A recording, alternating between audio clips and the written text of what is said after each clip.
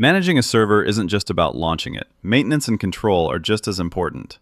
In CloudRaptor, the Server Settings tab gives you essential controls to update your server agent and manage server deletion when needed.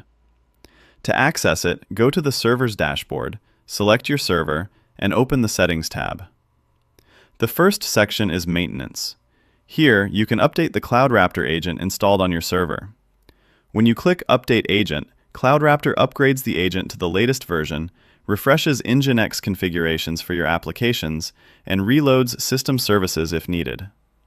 Once complete, you'll see a success or failure message, along with the updated agent version. Keeping the agent updated ensures better performance, compatibility, and security. Next is the Danger Zone, where you can permanently delete your server.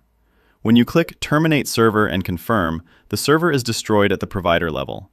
All applications, databases, and files are permanently deleted, and the server is removed from your CloudRaptor account.